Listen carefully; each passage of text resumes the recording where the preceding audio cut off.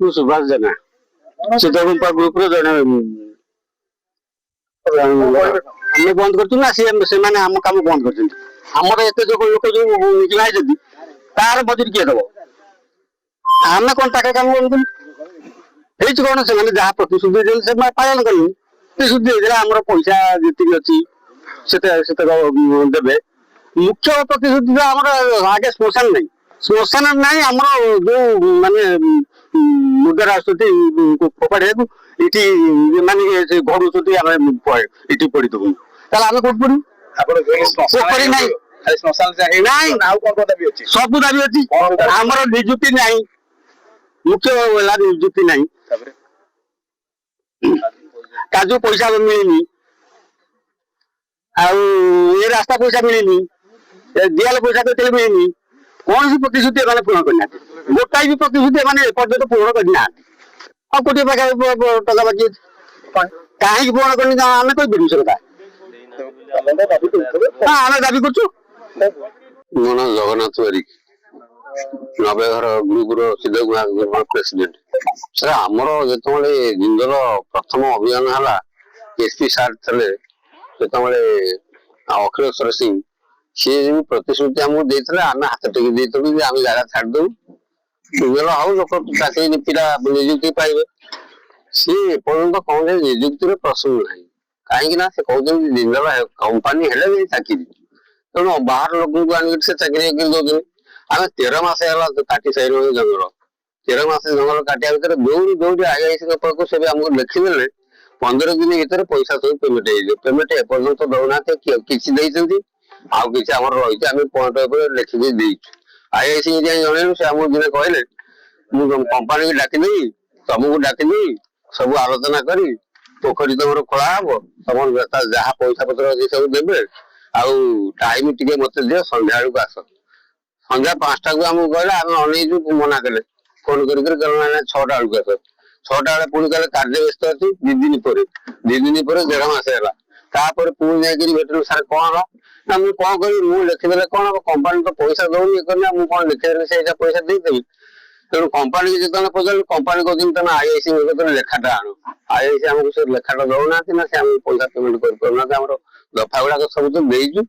ଆଉ ଯେତେବେଳେ ଜିନ୍ଦଲକୁ ବିରୋଧ କଲେ, ଆମ 6 ଗ୍ରୁପ ପଞ୍ଚାୟତର, ମୁଁ ଏକୁଟିଆ ସେତେବେଳେ ଗୋଟାଏ ଗ୍ରୁପର, ମୋ ଅନେକ ନେତା ଆଇଛନ୍ତି ଯେ ତମେ ଏକର ନା ଯେତେବେଳେ ପ୍ରତିଶ୍ରୁତି ଦେଇକିରି ଆମେ କହିଛୁ କମ୍ପାନୀ ହବ, ଆମେ ତ କମ୍ପାନୀକୁ ବିରୋଧ କରୁ। ଆମ ପଇସାଟା ଦେଇଦେଲେ ଲୋକ ତାଙ୍କର ଶାନ୍ତିରେ ରହିବେ, ଗୋଳମାଳର କିଛି କିଏ ନାହିଁ। ଆମେ ଗୋଳମାଳ କରିବାକୁ ଚାହୁଁଛୁ, ଜିନ୍ଦଲକୁ ବିରୋଧ କରୁ, କିନ୍ତୁ ଆମ ପଇସା ଆମକୁ ଯୋଉ ପ୍ରତିଶ୍ରୁତି ଦେଇଦେବେ ସେ ପଇସାଟା ଆମର ଦେଇଦିଅନ୍ତୁ। କେତେ ଏମିତି ପଇସା ରହିଛି? ଆମର 5-7 ଲକ୍ଷର ପଇସା ଅଛି। ମୋ ନାଁ ଧୀରେନ୍ଦ୍ର କୁମାର ମହାନ୍ତି, ମୁଁ 90 ଘର ସିଦ୍ଧଗୁମ୍ପା କମିଟି ମେମ୍ବର। ସେମାନେ ପାଇଁ ଆମେ ଯେତେବେଳେ 6 ଗ୍ରୁପ ଅଲଗା ଥିଲା, ଆମେ କମ୍ପାନୀ ଫୁଲ ସପୋର୍ଟ କରୁଥିଲୁ। କମ୍ପାନୀ କେମିତି ହବ ମାନେ IICରେ ବିଭିନ୍ନ ପ୍ରକାର ଆମକୁ ଆସି କନଭିନ୍ସ କଲେ, ତମ ସବୁ ପ୍ରକାର ମାନେ ଯାହା ତମ ଲୋକଙ୍କର ଉପକାର ଆମେ ହିଁ କରିବୁ। ତେଣୁ ସେଥିପାଇଁ ଆମେ ପବ୍ଲିକ ମିଟିଂ ଡାକି ସେଗୁଡା ସବୁ ଆଲୋଚନା କରାଯାଇ ଆମେ ଜଙ୍ଗଲ କାଟିଲୁ। ଜଙ୍ଗଲ ଯେତେବେଳେ କାଟିଲୁ ଆମକୁ ବହୁତ ମାନେ ତରସ୍ତର କରି ପଇସା ଦେଲେ, ବହୁତ ହଇରାଣ କଲେ। ଆମକୁ ପ୍ରତିଶ୍ରୁତି ଦେଇଥିଲେ ଆମ ଶ୍ମଶାନ ଗଡିଆ କରିବେ, ଆମର ଏଠି ଗୋଟେ ମାନେ ଶ୍ମଶାନ ଘର କରିବେ। ଆମ ଲୋକମାନେ ଯେତେବେଳେ ଆଉଛନ୍ତି ମାନେ ଶବ ଆଣିକିରି, ସେତେବେଳେ ସିକ୍ୟୁରିଟି ଆଉ ମାନେ ଜିନ୍ଦଲ ବାଲା ତାକୁ ପୋଡେଇ ଦଉନାହାନ୍ତି। ଆମ ଲୋକ ଭାରି ଉତ୍ତିକ୍ତ ହଉଛନ୍ତି। ଆମର ମୁଖ୍ୟ ଦାବି ହଉଛି ନିଯୁକ୍ତି। ଆମ କହିଥିଲେ ତମର ପଞ୍ଚାୟତ ହେଇ କିଛି ନାହିଁ, ତମ ଗ୍ରୁପରେ ଯୋଉ ଦାବି, ତମର ଯୋଉ ପିଲା ଚାକିରି କରିବେ ତମ ଗ୍ରୁପ ହିଁ ବୁଝିବ, ସେ କଥା ବି ଶୁଣିବାର ନାହିଁ। କୌଣସି କଥା ଆମର ବର୍ତ୍ତମାନ କମ୍ପାନୀ ଶୁଣିବାର ନାହିଁ। ଆମେ IICରେ ଆମକୁ ଗୋଟେ ଲେଖିଦେଲେ, କହିଲେ ଜଙ୍ଗଲ କାଟ, ଆମେ ତମର ସବୁ ଜିନିଷ ଯଦି ଜଙ୍ଗଲ କାଟିଦେବ ତାହେଲେ ଆମେ ତମର ସବୁ ମାନେ ଦାବି ପୂରଣ କରିବୁ। ବର୍ତ୍ତମାନ ଆମର 10% କାଜୁ ପଇସା ଦଉନାହାନ୍ତି, ମାନେ ଲୋକଙ୍କର ବ୍ୟକ୍ତିଗତ କାଜୁ ପଇସା ବି କିଛି ଅଛି ଦଉନାହାନ୍ତି। ତାପରେ ଆମର ଯୋଉ ଟୋଟାଲ ଗ୍ରୁପର କାଜୁ ଗଛ ଦଉନାହାନ୍ତି, ଅଲଗା ଗ୍ରୁପ କୋଉଠି ଗୋଟେ ଆମ ନାଁରେ କମ୍ପ୍ଲେନ କରିଦେଇଛି, ସିଏ କାଜୁ ପଇସାକୁ ବି ଅଟକେଇ ରଖୁଛନ୍ତି। ତେଣୁ ଆମକୁ ବିଭିନ୍ନ ପ୍ରକାର ମାନେ ହଇରାଣ କରୁଛନ୍ତି। ସାଧାରଣ ଲୋକ ଆଉ ବ୍ୟସ୍ତ ହେଇଗଲେଣି। ତେଣୁ ଆମର ମୁଖ୍ୟ ଦାବି ହଉଛି ନିଯୁକ୍ତି। ଆମ ଲୋକ କେମିତି ସୁବିଧା ରହିବେ, ଯଦି ସୁବିଧା ନ ରହିବେ ଏ ଆନ୍ଦୋଳନକୁ ଆମେ ଜବରଦସ୍ତ କରି ରଖିବୁ। ମୁଖ୍ୟମନ୍ତ୍ରୀ ଏସବୁ ଜିନିଷ ଜାଣିବା ଦରକାର। ଯେହେତୁ ମୁଖ୍ୟମନ୍ତ୍ରୀ କିନ୍ତୁ ଲୁଚି ଛପିକିରି ଯେମିତି ଆଉଛନ୍ତି ଭଳିଆ ଏ ଏରିଆରେ ମୁଖ୍ୟମନ୍ତ୍ରୀ ଆଉଛନ୍ତି, ମାନେ ଲୋକ ବି ଜାଣିପାରୁନାହାନ୍ତି। କେମିତି କଣ ଲୋକମାନେ ସେଟା ଜଣେ ମୁଖ୍ୟମନ୍ତ୍ରୀ ଆସିଲା ମାନେ ଏ ଏରିଆ ଜାଣିଥାନ୍ତା, ଲୋକ ଜାଣୁନାହାନ୍ତି ତାଙ୍କର କମ୍ପାନୀ ଭିତରେ କେତେବେଳେ ଉଦ୍ଘାଟନ କଣ କରିବେ।